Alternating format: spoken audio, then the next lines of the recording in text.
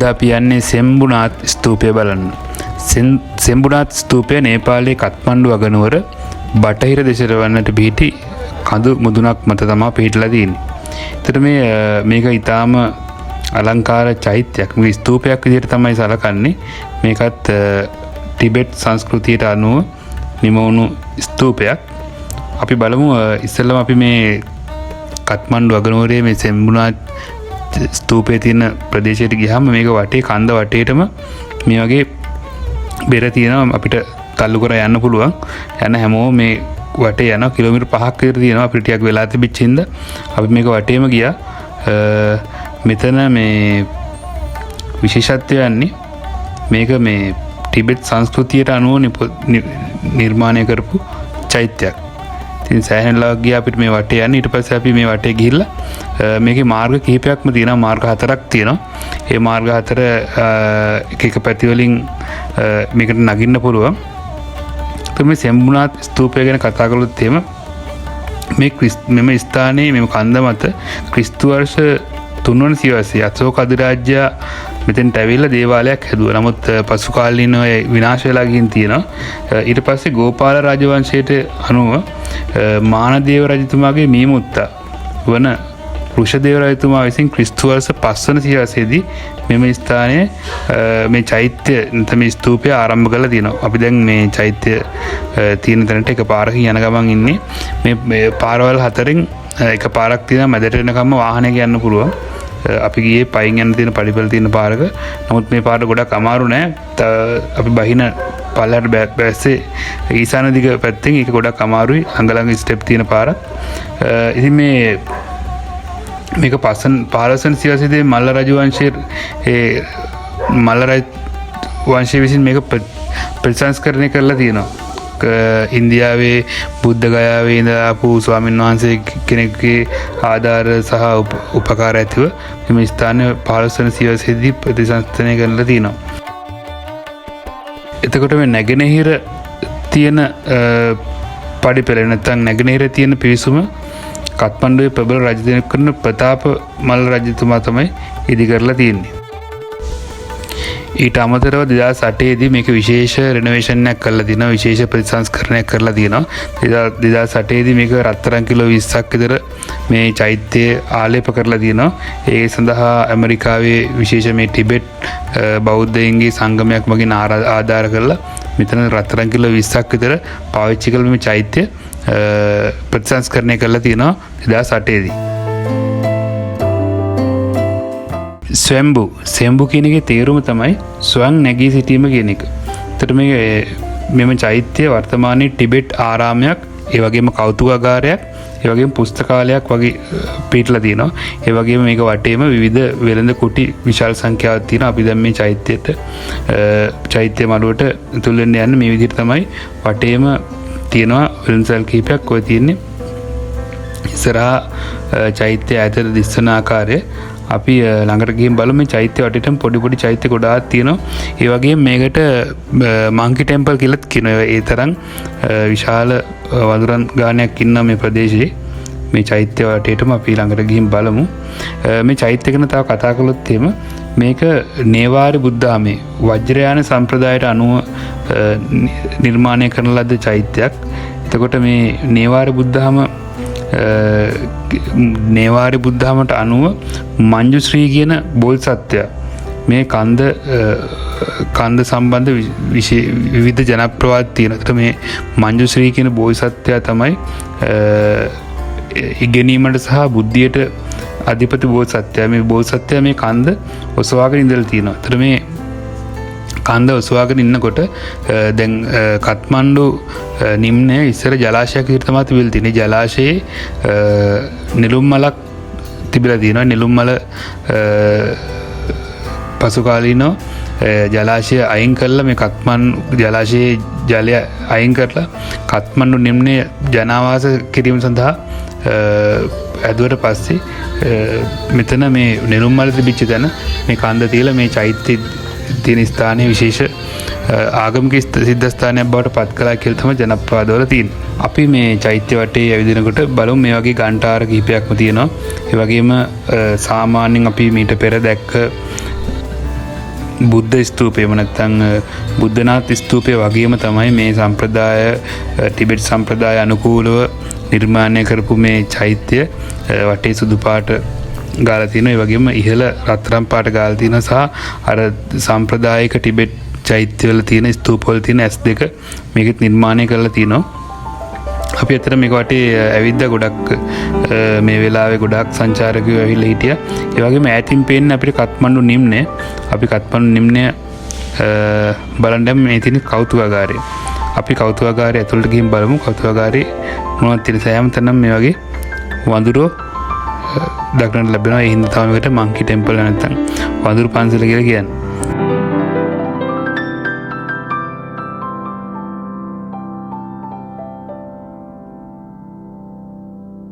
මේ ඈතින් පේන්නේ කඳු වලින් වටවෙච්ච කත්මණ්ඩු නිම්නය. වටේම තියෙන කඳු අද අහස එච්චර පැහැදිලි නැහැ. අහස වලාකුළු බර දවසක් නැත්තම් එක පැත්තකින් හිමාල කඳු වැටියත් කත්මණ්ඩු නිම්නය සමග දර්ශනය අද ඒක පේන්නේ නැහැ. මොකද වලාකුළු නිසා.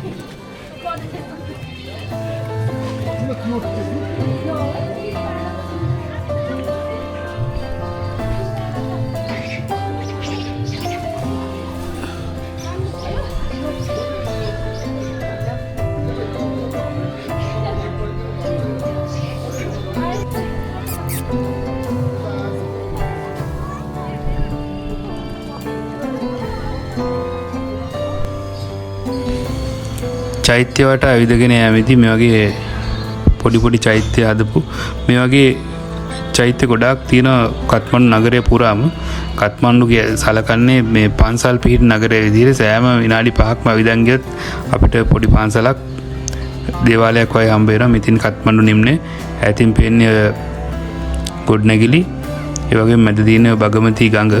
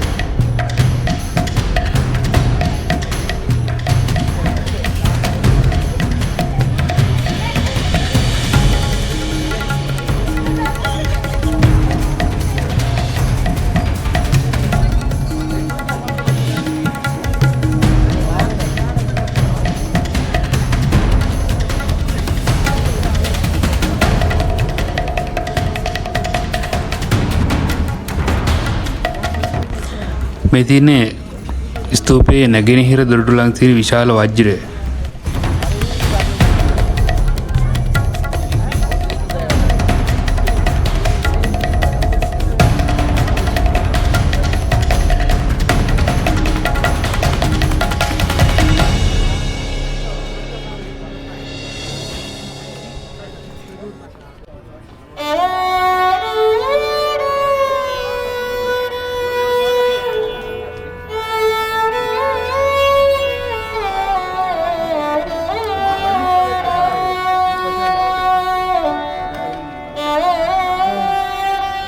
නැගෙනහිර දොරටුවෙන් පහළට අපි මේ වගේ පඩිපෙළ දිගේ පල්ලෙහාට බැස පහළට බැසාම අපි මේ නැගෙනහිර දොරටුවෙන් එළියට ගියාට පස්සේ විශේෂ ටිබෙට් ආරාමයක් තියෙනවා මේකටම අදාළ. මම එතෙන්ටත් ගියා.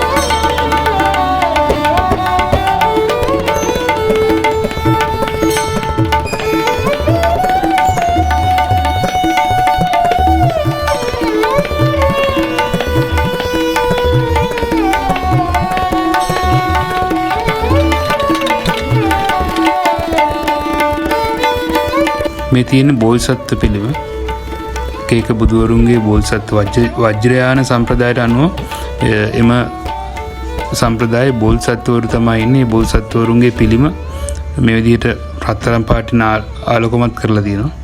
පාට කරලා තියෙනවා. එතකොට මේ වටේම යන්න පුළුවන්.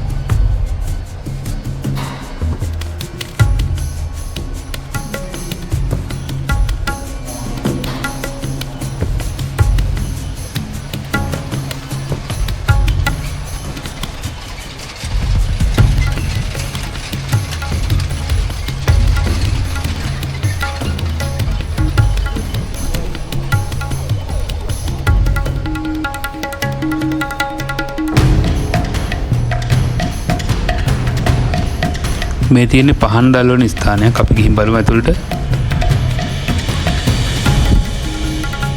මේ නේපාල පන්සල් පහන් දැල්වන්නේ මේ වගේ ඉටි වලින් හදපු පහන් තියෙන්නේ.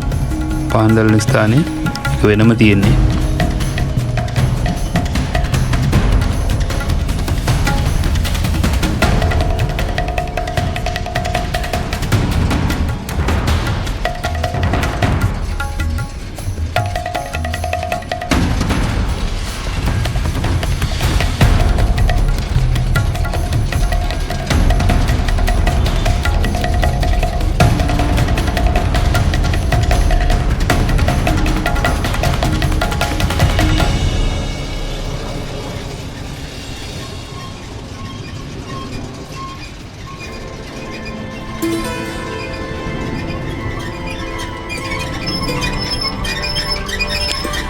මේ විදිහට තමයි සෙම්බුනාත් ස්තූපයේ අපි සංචාරය නිම කළේ.